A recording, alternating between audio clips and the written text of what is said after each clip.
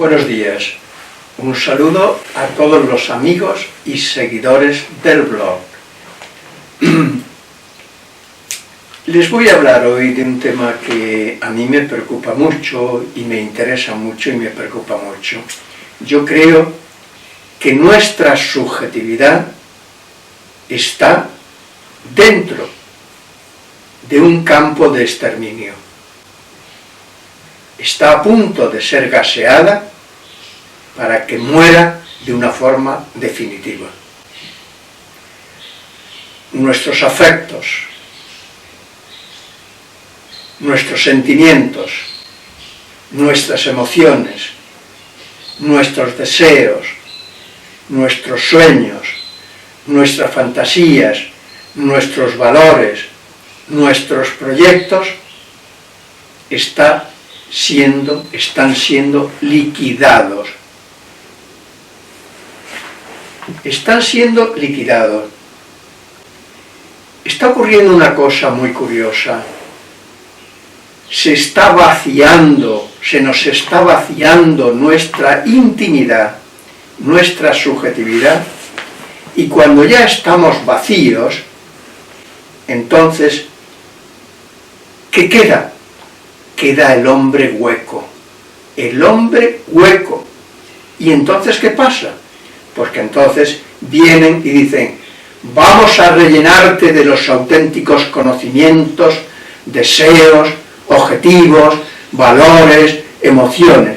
Y entonces nos traen un montón de todo ese mercado de basura, nos lo meten dentro y dicen: eres el hombre actual, eres el hombre del siglo XXI, ahora sí que funcionas bien, ahora sí que funcionas bien, ya eres un auténtico hombre y una auténtica mujer, porque ya no tienes nada tuyo dentro. Nosotros te hemos puesto dentro toda la riqueza de este mundo mercado.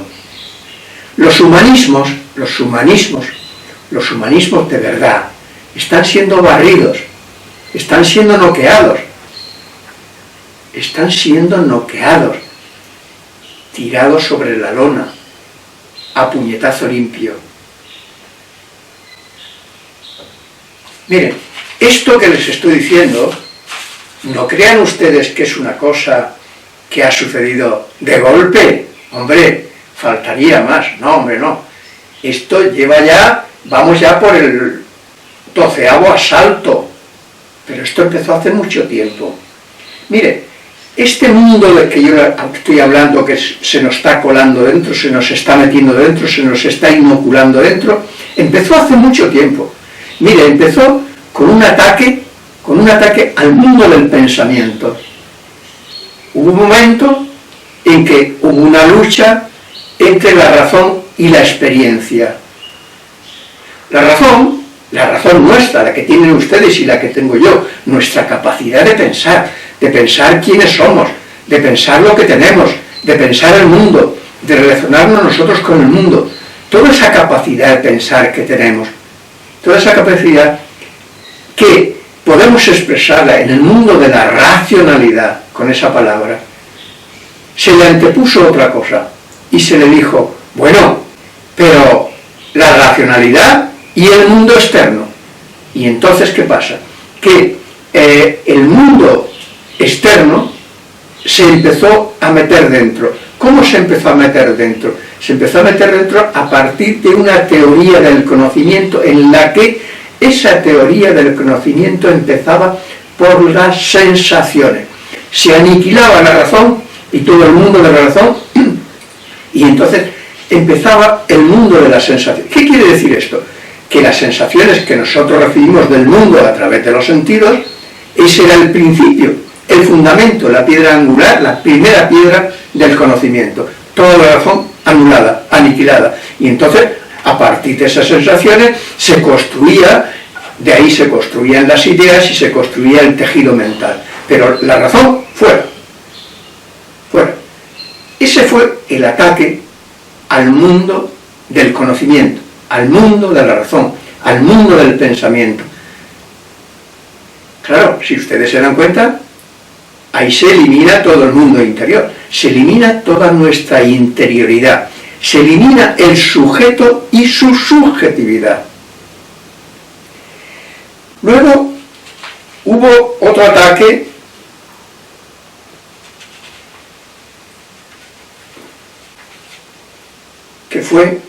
que vino de otro lugar curioso. Esto le va a sonar a curioso. Vino del mundo del método.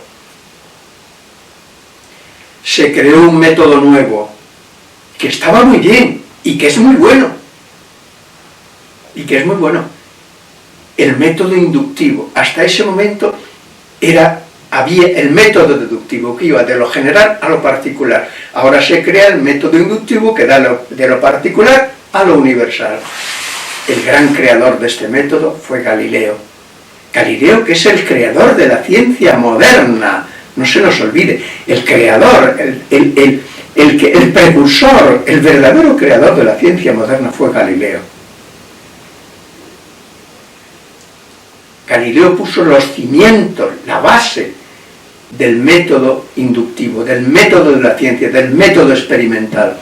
Pero ¿qué pasa?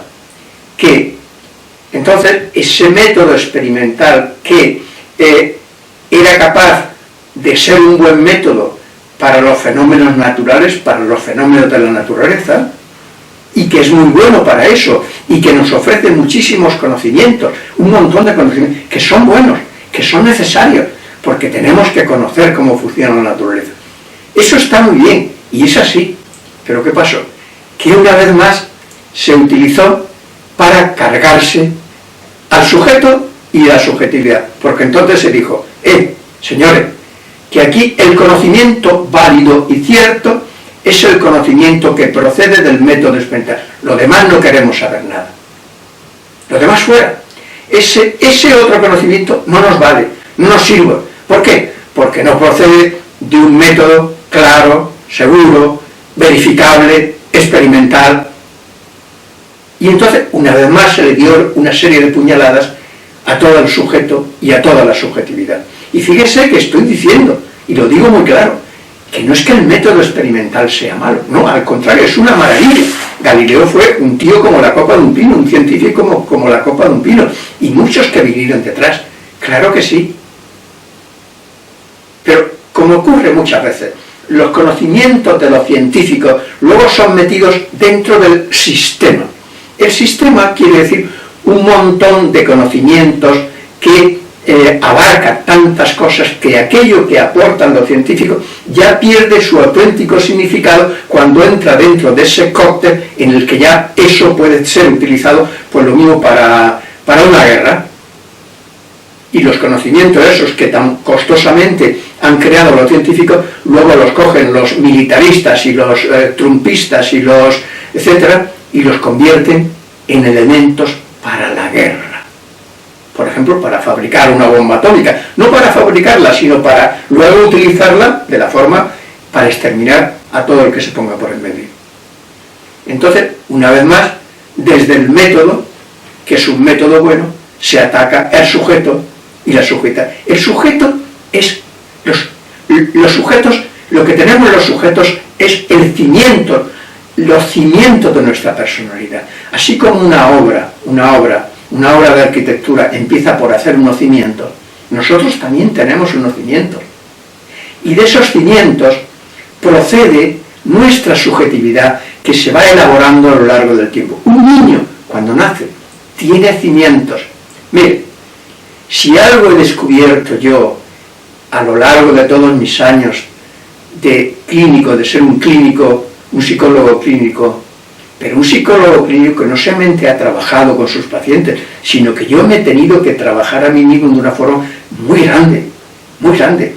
Yo he llegado hasta los cimientos de mi personalidad y les puedo asegurar que un niño pequeñísimo, muy pequeño, viene al mundo con unas expectativas maravillosas.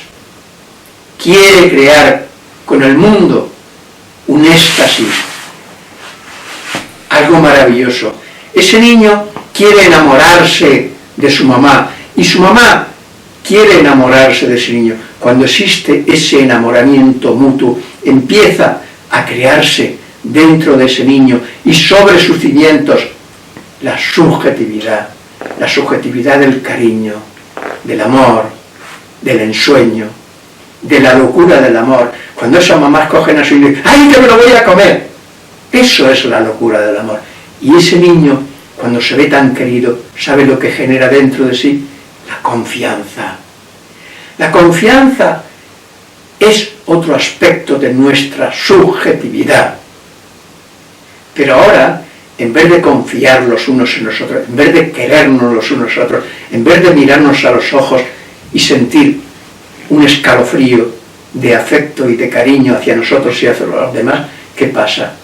Que se nos dice, no, usted tome 1000 euros y váyase a la playa y túmbese allí y disfrute del sol y de las olas y no se preocupe de nada más. El mundo que se vaya a la porra y que si se cae todo encima de nosotros, ¿qué más da? El segundo ataque vino del método. ¿Y el tercer ataque? El tercer ataque vino de la confrontación entre la filosofía y la ciencia. Fíjense ustedes, pero ¿cómo es posible?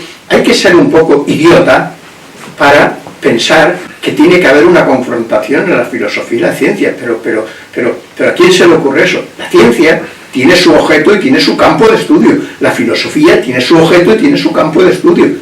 No se tienen que pelear, al contrario, tienen que ser buenos amigos, buenas amigas. Pues claro que sí. La filosofía se ocupa del mundo en general, y piensa sobre los sujetos y sobre el mundo y sobre la relación que existe entre uno y otro. Ese es el campo de la filosofía. La ciencia se ocupa de los fenómenos naturales y construyendo certezas sobre los fenómenos naturales a partir del método experimental, crea un conjunto de conocimientos del cual viene la tecnología. Y eso está en contradicción con la ciencia, con la filosofía. Y la ciencia, no, hombre, no. Eso es simplemente de aquellos cientifistas, no científicos, cientifistas que no. Cientifista es aquel científico que hace de la ciencia una especie de religión. Como si dijera, ya hemos llegado al saber definitivo. Este es el saber definitivo, ya ni necesitamos a los filósofos, ni necesitamos a la religión, ni necesitamos la ciencia que lo ocupe todo, que la ciencia va a salvar al mundo. Bueno, pues miren ustedes, estamos en el siglo XXI. ¿Qué está pasando ahora mismo, en este momento? En este instante, ¿qué está pasando? Por ejemplo, está pasando que puede ocurrir que las cosas se precipiten y entremos en una guerra inmensa. ¿Por qué? Porque los hombres, muchos hombres de los que dominan el mundo, que han sido rellenados con el mercado y no tienen ya ningún amor por los seres humanos, ni ningún cariño, ni ninguna confianza. Lo único que les interesa es llenarse el bolsillo de millones. Y están podridos en su interior y tienen una podredumbre que hace que todo apeste. Y este es el tercer ataque. El ataque que algunos han querido crear, la confrontación, la guerra. Mire si esa confrontación llegó tan lejos, que en la segunda mitad del siglo XIX la filosofía tuvo que poner un adjetivo, filosofía de la ciencia. Menos mal que luego, en el principio del siglo XX, hubo una reacción de la filosofía y empezó a recuperar el terreno que le habían quitado y había perdido. Pero muchos filósofos ya no creían ni ellos mismos en la filosofía, solo creían en la filosofía de la ciencia. Es decir, aquella construcción que se hacía a partir de la certeza de la ciencia, pero que ya habían abandonado la razón y habían abandonado su propio objeto y su propio método. Y para que les aceptaran dentro del campo del conocimiento, tuvieron que convertirse en filósofos de la ciencia, no en filósofos de la razón, no en filósofos que piensan en el mundo y nos piensan a nosotros y piensan la relación que existe entre nosotros y el mundo, sino solamente en filósofos de la certeza de la ciencia. Pero la cosa no quedó ahí, hombre. ¿Cómo iba a quedar ahí? Hubo un quinto ataque. Y ese quinto ataque vino del mundo de la política. Mire, hubo un momento en que los grandes capitales se dieron cuenta de una cosa, porque había muchas revoluciones. Recuerden ustedes la Revolución Rusa, pero hubieron muchas revoluciones, aquí en España, por ejemplo. Entonces, ¿qué pasó? Que los grandes capitalistas dijeron, ¡guau! Esto nos huele a quemado, porque podemos perderlo todo. Y entonces dijeron a los trabajadores, bueno, señores, vamos a llegar a un consenso, vamos a aclararnos. Mire, nosotros les dejamos participar del mundo de la política. Vamos a hacer el sufragio universal, elecciones, y ustedes van a poder votar y van a poder participar en el mundo de la política. Los trabajadores, un tanto ingenuos, dijeron, bueno, vale, también se nos da un poder, aquí se nos da un poco de poder, no se nos tira por la borda. Y entraron en ese juego de la política. Pero ¿qué pasa? Que en el juego de la política, quien manda es el que tiene el dinero también. Es el que tiene el dinero. Y entonces, esos trabajadores empezaron, ojo a esto, empezaron a perder el mundo de su subjetividad. ¿Cómo lo perdieron? Porque los revolucionarios que era la clase trabajadora en general, porque estaban en unas condiciones tan miserables que necesitaban hacerse revolucionarios para tener que comer. Entonces, ¿qué pasaba? Pues que empezaron a perder el mundo de los ideales de los trabajadores, que era lo que le llevaba a ser revolucionario y a reivindicar un mundo diferente y distinto, un mundo nuevo, un mundo fraternal. Eso se fue perdiendo. Y el capital se alegraba de eso, porque decía, mira, estos que les hemos aquí medio engañado y ahora ya van perdiendo los ideales y lo único que les interesa son los billetitos. Y entonces los trabajadores empezaron a tener un ideal burgués, el ideal del dinero, y empezaron a pervertirse, y empezaron a convertirse en capitalistas que no tenían capital, pero que deseaban tener capital. Porque el trabajador capitalista es aquel que no tiene capital, pero que desea tener tanto capital como tienen los capitalistas. Y de esos hay a millones y a montones. ¿Por qué? Porque se han perdido los ideales que nos planteaba un mundo nuevo, un mundo diferente, un mundo de solidaridad fraternal, de poder darnos la mano. ¿Qué está pasando ahora con África? Mire ustedes, si ustedes miran al continente africano, da ganas de llorar durante todo un año. Todo un continente hecho una porquería. ¿Por qué? Porque fuimos todos los países de Occidente, todos los europeos, España también. ¿Y qué pasó? Que invadimos aquel continente, cogimos a los negros, a los de raza negra, y los hicimos esclavos y se lo llevaron a América, esclavizados así, encadenados allí para trabajar en las grandes fincas, en el sur de Mississippi, etc. Y al resto, a los que no se llevaron como esclavos, pues los hicieron esclavos quedándose allí en África. Llegaban los europeos, se hacían grandes mansiones y los negros eran sus criados y les hacían aire todos los días para que estuvieran fresquitos mientras ellos eran esclavos. Y ahora, fíjese usted lo que está pasando en el continente africano. En el Congo, por ejemplo. Pero en el Congo no, en todo el continente africano hay una miseria tan grande.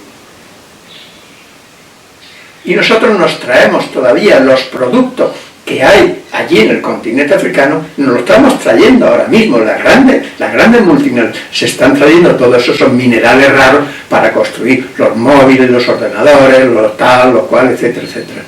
Y para eso se están destruyendo pueblos enteros, se está atropellando a la naturaleza y se están empleando a niños para hacer trabajos de esclavos. Niños que mueren allí como chinches.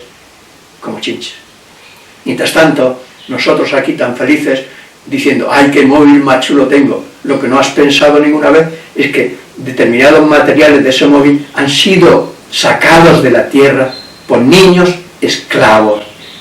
Y tú estás pudiendo utilizar ese móvil porque niños esclavos han sacado ese material de la tierra, esclavizados. y nosotros vivimos aquí tan felices, ajenos. Eso es lo que quiere, eso es lo que quiere la gente que tiene el poder en este mundo. Lo que quiere es que nos desinteresemos de todo. Dejemos de ser solidarios. ¿Para qué?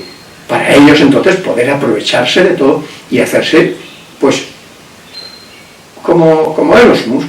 Elon Musk ahora viene aquí a... está queriendo, ¿cómo diría yo?, queriendo insuflar a la extrema derecha que al fin y al cabo la extrema derecha, los únicos ideales que tiene son ideales fascistas, son ideales de dominio y de poder.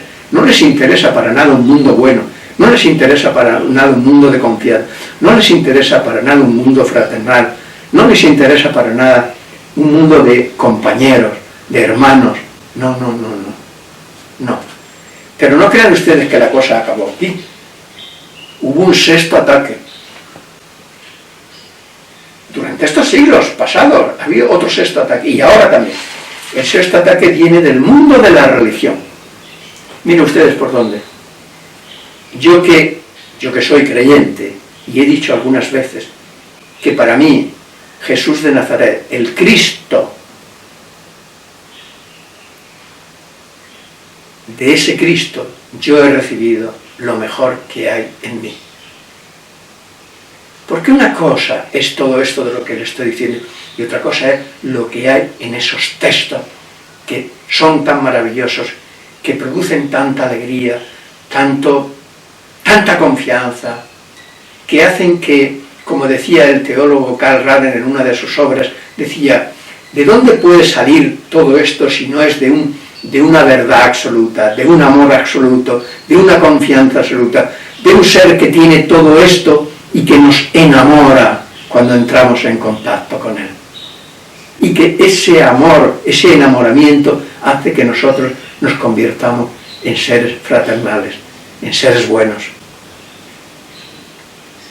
en seres solidarios. En los textos que se leen a veces en las iglesias cristianas los domingos, últimamente se leía de bienaventurados los pobres, bienaventurados los que lloran. ¿Se dan ustedes cuenta de lo que quiere decir eso? ¿Se dan ustedes cuenta de las palabras que dijo ese Jesús de Nazaret? Bienaventurados los que lloran, bienaventurados los pobres. ¿Quién dice bienaventurados los pobres? Si aquí todo el mundo dice bienaventurados los Musk, yo quisiera ser como él y tener tantos millones como él. ¿Quién dice bienaventurados los pobres? Hemos pasado, ¿ve? Aquí de nuevo el mundo de la subjetividad es arrasado, porque los valores de la fraternidad, de la generosidad, de la solidaridad, son hechos basura. Y en su lugar, ¿qué se pone? Ganas de ser rico, de tener muchos millones, de dominar el mundo. Y ahí nos separan estos. Si hace falta hacer guerra, se hacen guerra. Si hace falta cargarse a millones de gente, se carga uno, como en Palestina.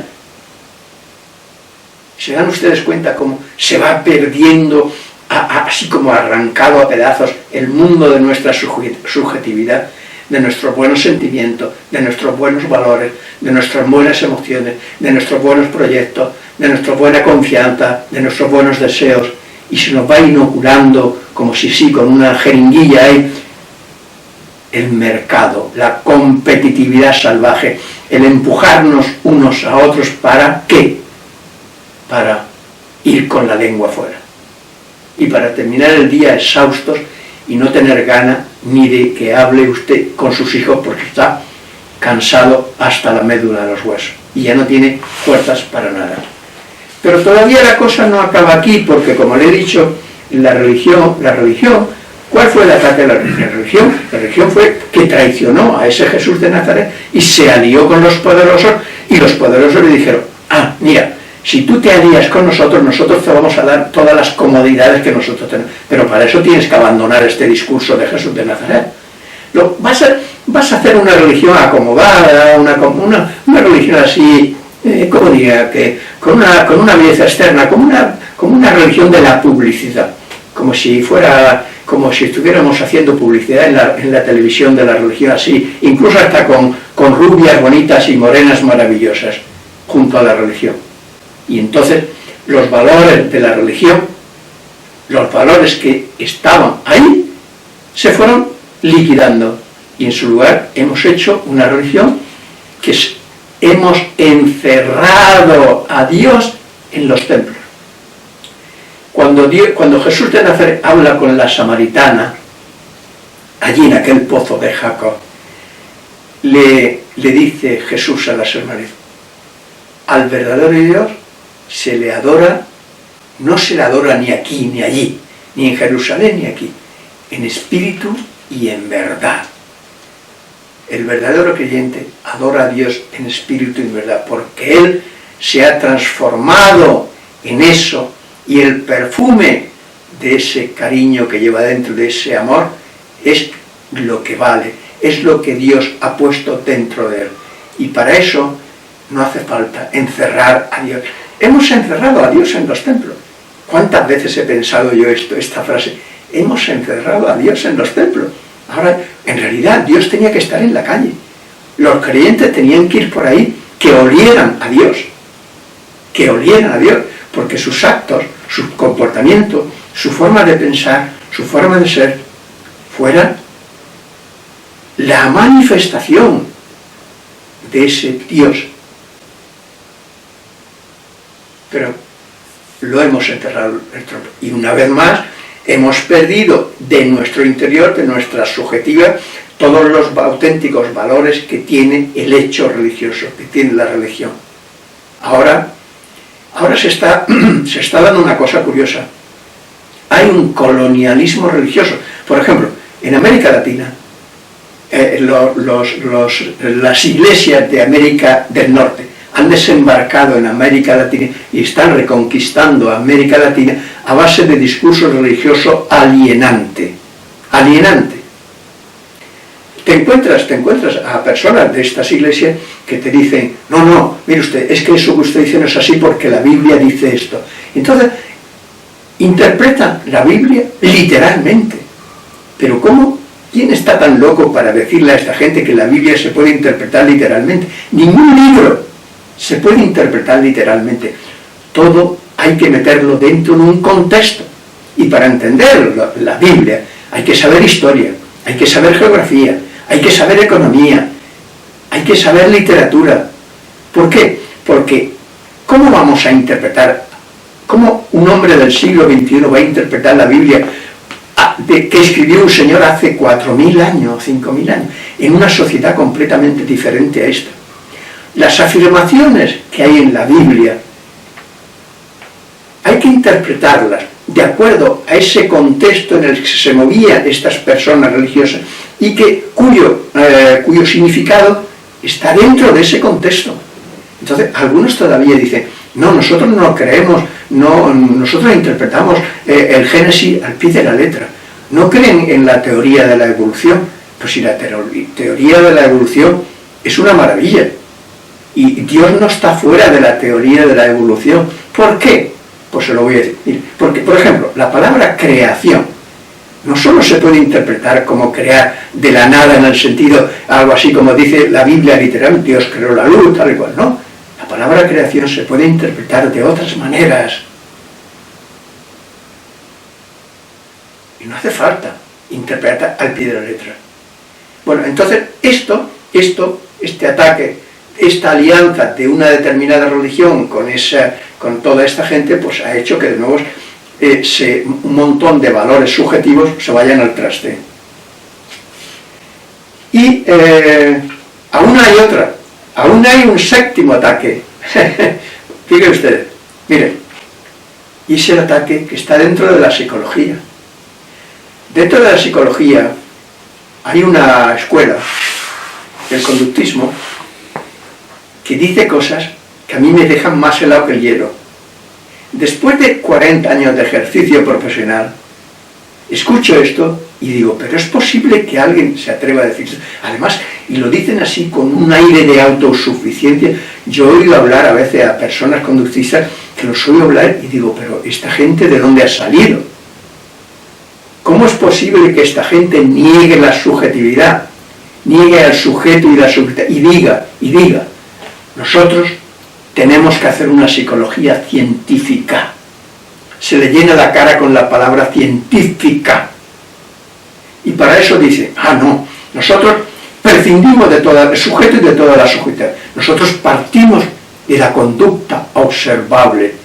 El ídolo de la conducta observable para crear una psicología. Mire, si yo, cuando viene un paciente, ¿qué me dice un paciente a mí? Mire, me habla de su sufrimiento, me habla de su dolor, me habla de los traumas que lleva sobre sí toda su vida. Quiere superar todo eso, quiere convertirse en una persona feliz, quiere progresar, quiere entenderse, quiere entender su mundo interior, quiere entender lo que pasa dentro de él, quiere entender ese lío que hay dentro de él. Mire, un paciente que recibía hace poco, he hecho con él solo 4 sesiones. ¿De qué me habló este paciente hasta ahora? Mire, la primera sesión me habló de el gran jarro de agua fría que ha tenido porque ha tenido un problema muy serio con su mujer. ¿Sabe por qué? Porque su mujer le ha sido infiel. Y eso ha hecho que se derrumbe toda la confianza que había en su mundo interior en relación a su pareja.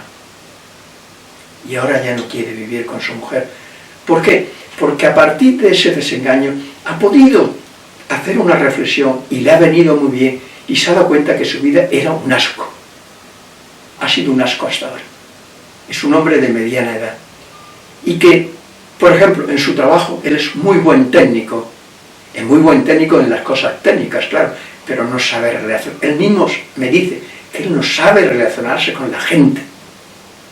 Que él es un palurdo en ese tema. Y que ha sufrido un montón por eso durante toda su vida. Y que no se había dado cuenta hasta ahora de que su vida iba absolutamente descarriada. De eso me habla el paciente. ¿De qué me habla? De su mundo interior. Se ha roto su confianza, se ha roto el afecto, se ha roto la admiración que tenía hacia su mujer. Ese mundo se ha caído, ha perdido ese mundo interior y ahora tiene que construir un mundo nuevo. Y entonces hay unos señores que se llaman la escuela conductista que dice, no, tenemos que partir de la conducta observable, no queremos saber nada del mundo subjetivo y el mundo interior. Esta tendencia, este conductismo, ha dado lugar a otra escuela que se llama el cognitivismo, que parte de los procesos que tienen que ver con la cognición, con la capacidad de pensar, y que aborda esto en parte de una forma determinada, porque lo que dice el cognitivismo en síntesis es algo así como que las estructuras internas que el sujeto ha creado en relación a esa realidad externa son las que tienen que traer al tratamiento. Es decir, la experiencia interna que se ha construido a partir de esa experiencia del conocimiento a través de los sentidos, etcétera, etcétera. Entonces, señores, estamos en el siglo XXI. ¿Qué tenemos que hacer? Bueno, yo le diría a ustedes que tenemos que reconquistar la subjetividad. Tenemos que reconquistar al sujeto, que los seres humanos... ¡Ay, se me ha olvidado una cosa! Joder, se me ha olvidado una cosa, fíjese. Se me ha olvidado decir una palabra del psicoanálisis. Mire, yo tengo una formación psicoanalítica, pero con el tiempo me fui dando cuenta que Freud también se cargó los cimientos del ser humano, porque claro, algo así como que somos una fuerza que tiende, una fuerza y una energía que tiende al placer, que tenemos una parte de nuestra personalidad que él llamaba el ello, que es el reservorio de las pulsiones, y esas pulsiones que tienden al placer salen de nosotros, buscan el placer en relación con el mundo, y que puede haber una lucha, que esa lucha entre ese interior de las pulsiones y el mundo es lo que crea nuestra mente y nuestra personalidad. ¿Se dan ustedes cuenta de lo que dice? Pero nosotros somos creación de esa lucha entre las pulsiones y el mundo externo. Qué error más grave decir eso. Qué error más grave decir eso. Porque de nuevo, diciendo esto, se cargan al sujeto y se cargan a la subjetividad, se cargan a la naturaleza humana. Se cargan, como dice Steven Pinker, a ese diseño universal que es la naturaleza humana. Por eso yo he construido una psicología que he llamado psicología de ser, que trato de fundarla sobre unos cimientos mucho más sólidos. Entonces, señores, ¿qué tenemos que hacer? Los que tenemos conciencia de esto, los que vamos abriendo los ojos y dándonos cuenta de esa pérdida del sujeto y de la subjetividad, tenemos que hacer algo.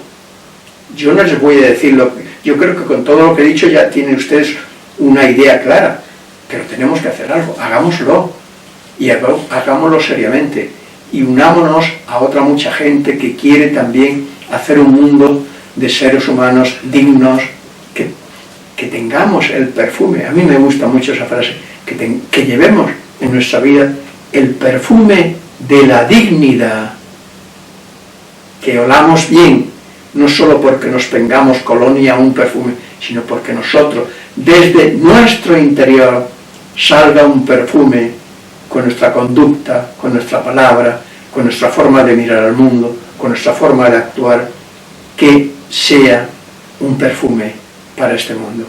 Yo les pido a ustedes, les sugiero que se conviertan en sujetos con una subjetividad que perfume este mundo y que construyamos un mundo muy distinto al mundo de Trump. Ese mundo es un mundo muy loco, señores. Es un mundo muy loco. Démonos cuenta y construyamos el mundo del perfume de la dignidad. Muchas gracias a todos ustedes.